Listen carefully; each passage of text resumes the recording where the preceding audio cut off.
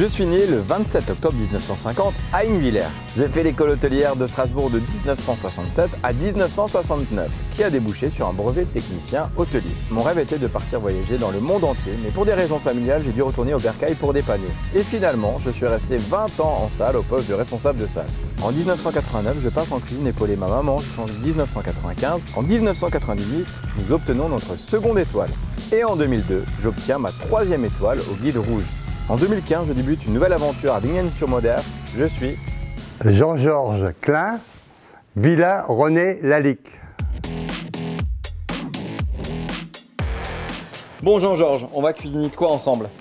Aujourd'hui, on va cuisiner un foie gras. C'est un foie de canard, c'est pas un foie de doigt, parce que bon, le foie de doigt, c'est beaucoup très alsacien, mais le foie de canard, un peu moins. Alors c'est quoi la différence qu'on comprenne bien entre le foie de canard et le foie d'oie? Disons, le foie de doigt a un goût un peu plus fin. Et le foie de canard, c'est un goût un peu plus prononcé. D'accord. On peut dire un peu plus rustique. Et après, tu disais bereveke. C'est la recette de mamie. C'est facile à comprendre. Tout ce qu'on avait comme arachide et comme fruits secs dans le temps, hein, Ouais. On faisait une petite pâte levée. Et après, tout ce qu'on avait comme fruits secs, on le mettait là-dedans. Et tu le passais un tout petit peu au four, flammé. Et c'est un truc que tu peux garder 3, 4, 5, 6 mois, tel que c'est, sans aucun problème.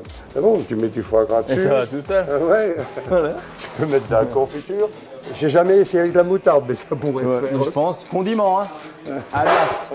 Voilà. Alors. Noix, noisettes, amandes, fruits secs. Il y a beaucoup de poires séchées, Ouais. pommes séchées, mandarines. Et tu fais une toute petite pâte levée. Tu laisses reposer ce mélange une nuit et on le passe au four. Avec ce foie de canard, on va mettre un côté un peu croustillant, c'est-à-dire on va prendre une pomme, les couper en tranches et on va les sucrer et on va les sécher en étuve à 60-70 degrés. Et puis au bout de 2 jours, tu les enlèves et c'est totalement croustillant, c'est ça l'avantage. D'accord. Tu vois, tu entends là, ça c'est tac. Donc après? Dans un tout petit verre, on va mettre un bouillon qui est infusé à la vanille. Tu prends le couteau à l'envers, tu tires le marc de la vanille, tu mets là-dedans. Et alors pour avoir encore plus d'infusion, tu le mets carrément avec. Hein. Oui, voilà, tu jettes pas la poubelle. Hein. Non, tu vas pas. Voilà, et puis on le met à chauffer. Hein. Donc un citron normalement non traité. Hein. Ouais. Tu enlèves que le zeste et tu laisses le zeste. Donc le zeste, c'est ça, ce que j'enlève. Okay. Et le zeste, c'est ce qui est blanc. Hein, d'accord ? D'accord. Tu prends de l'eau froide, tu mets tout dedans, tu fais bouillir une fois. Et après, tu fais un petit sirop, 500 g, 125 g de sucre. Ouais. Et une fois qu'elle est blanchie, tu égouttes et tu verses ce sirop dessus. D'accord. Et tu le laisses refroidir, tu le mets au frigo. Et puis combien de temps? Là, tu laisses au frigo 8 jours, 15 jours si tu veux, jusqu'à ce que tu en as besoin. Hein. D'accord.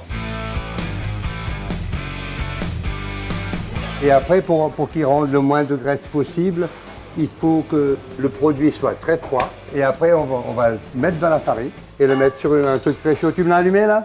Il faut que la poêle soit bien chaude. Vous voyez, ça rend très vite. Hein. D'accord. Très vite. Marqué des deux côtés, tu les reposes et après, avant de servir, tu les remets 3-4 minutes dans un four. Enfin. Enfin, le père qui voulait goûter là. Aïe oh. En fait, c'était vraiment leur barre protéinée de l'époque. Hein. Ah ouais. Donc là, tu rajoutes encore tes épices, ton mélange là. Un petit peu, oui. Enfin, après, c'est une question de goût. Ouais, hein, bien sûr.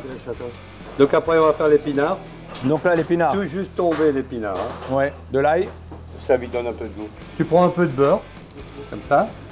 Tu laisses tomber l'épinard, parce que l'épinard, il faut qu'il soit encore à moitié cru. Hein. Et après, tu tournes avec ta fourchette ce truc comme ça dedans, et ça permet de tomber l'épinard et en même temps lui donner un léger goût d'ail.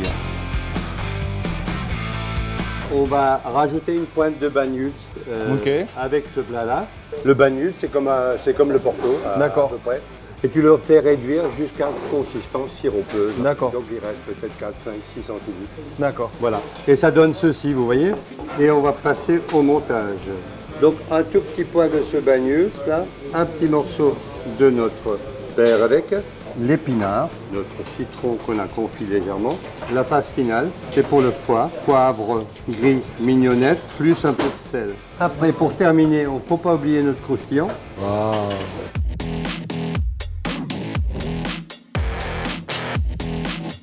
Et surtout, les prendre.